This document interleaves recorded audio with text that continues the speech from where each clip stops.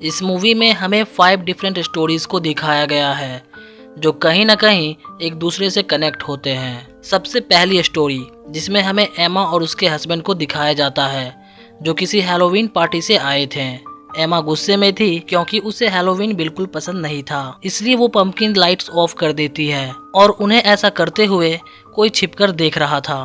तभी हेनरी उसे समझाता है कि उसे ऐसा नहीं करना चाहिए क्योंकि हर विश्वास के पीछे कोई ना कोई वजह होती है। लेकिन एमा कहती है कि वो इन सब चीज़ों को नहीं मानती। फिर वो बाहर जाकर सारे डेकोरेशन हटाने लगती है। वो सारे लाइट्स भी ऑफ कर देती है और डमी के ऊपर से कपड़ा हटाने लगती है। लेकिन तभी कोई उस पर हमला करता है जिसके हाथों में लॉलीपॉप था और वो एमा को मारकर उसके मुंह में अपना लॉलीपॉप डाल देता है। फिर हमें दूसरी स्टोरी दिखाई जाती है जिसमें चार्ली नाम का एक मोटू बच्चा अपने पड़ोसियों के डेकोरेशन खराब कर रहा था। फिर वो सारे डेकोरेशन खराब करने के बाद एक घर के सामने से कैंडी चुराने लगता है। तभी उस घर का ऑनर विल्कन्स आ जाता है जो चार्ली के स्कूल का ही प्रिंसिपल था। फिर वो चार्ली को अपने साथ बिठाता है और उसे हैलोवीन रूल्स के बारे में बताने लगता है। फिर वो चार्ली को कैंडीज खाने को देता है, लेकिन चार्ली जैसे ही उस कैंडीज को खाता है उसे वोमिटिंग शुरू हो जाती है। वो इतना ज्यादा वोमिट करता है कि वहीं मर जाता है। फिर विल्कन्स चार्ली की बॉडी को डिस्पोज करने ले जाता है।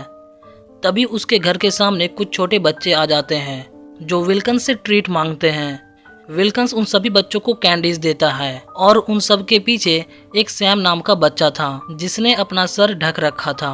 फिर सैम भी कैंडीज लेता है और वहां से चला जाता है। फिर उन बच्चों के जाते ही विल्कन्स चार्ली की डेड बॉडीज को बैकयार्ड में ले जाता है जहां पहले से एक और डेड बॉडीज थी। फिर वो चार्ली की डेड बॉडीज को दफनाने लगता है, लेकिन इसी बीच विल्कन्स का बेटा अपने डैड को परेशान करने लगता है। फिर विल्कन्स अपने बेटे को चुप रहने को कहता है और फिर वो अपने काम में लग जाता है। लेकिन फिर उसका पड़ोसी मिस्टर क्रिक उसे परेशान करता है कि इतनी रात को वो क्या कर रहा है।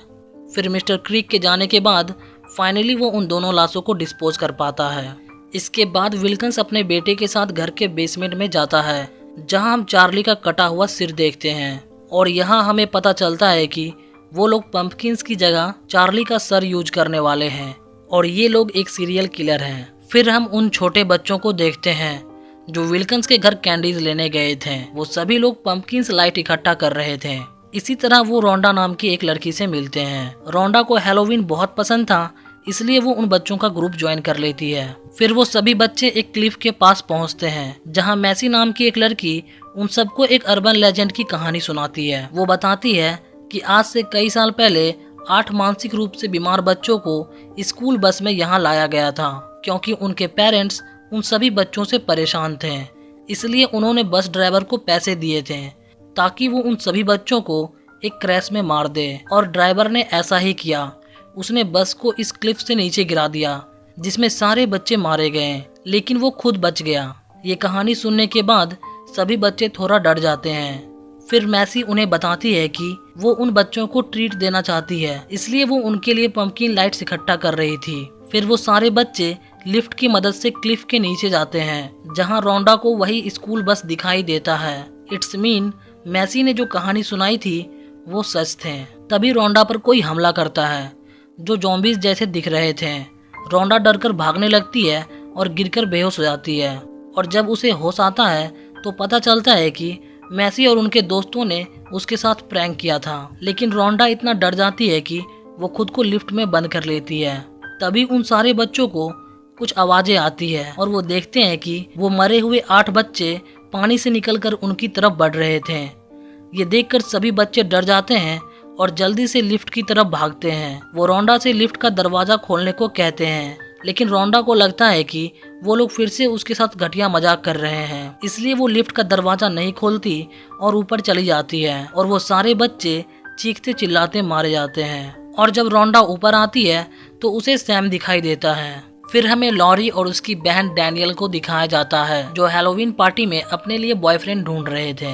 यहाँ लॉरी हर बार किसी फर्स्ट टाइम की बात कर रही थी और वो चाहती थी कि वो स्पेशल हो। डैनियल और उनके दोस्तों को उनकी डेट मिल जाती है और वो लोग चले जाते हैं, लेकिन लॉरी अकेले ही उस पार्टी में अपना बॉयफ्रेंड ढूंढ रही थी।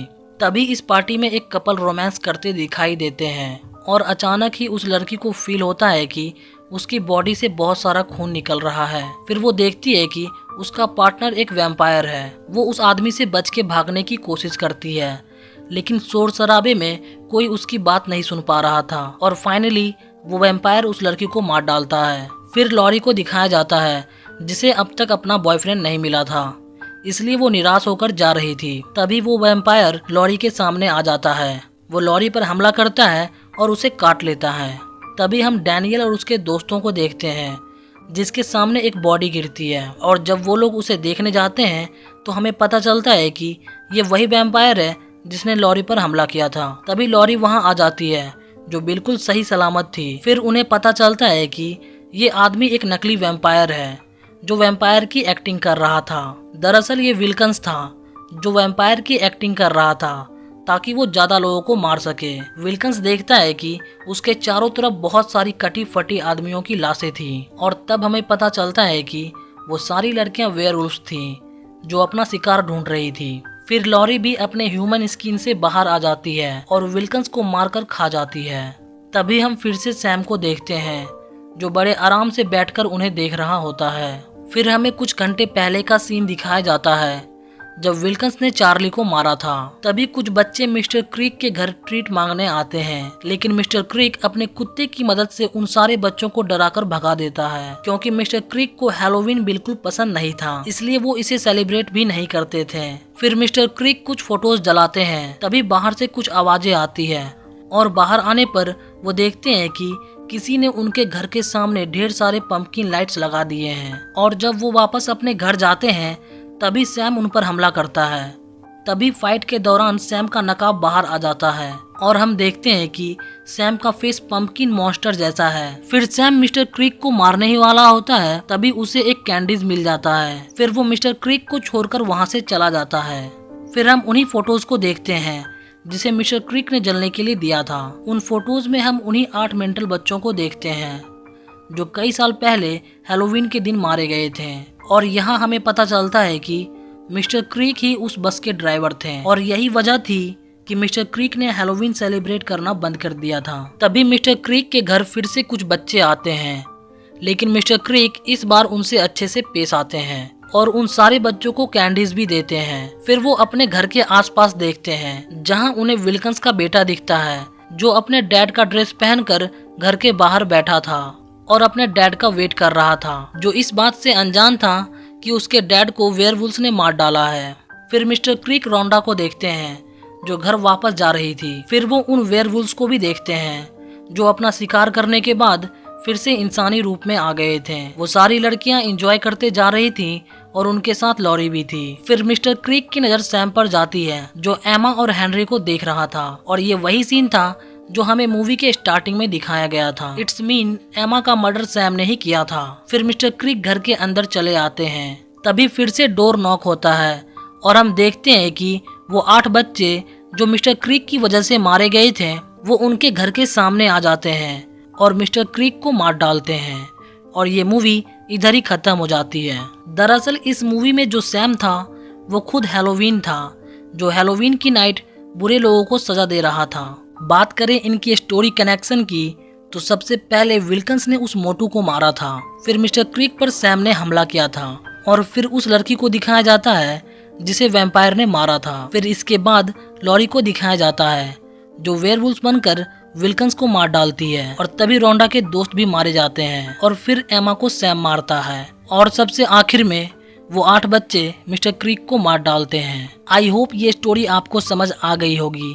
मिलते हैं नेक्स्ट वीडियो में, तब तक के लिए बाय, टेक केयर।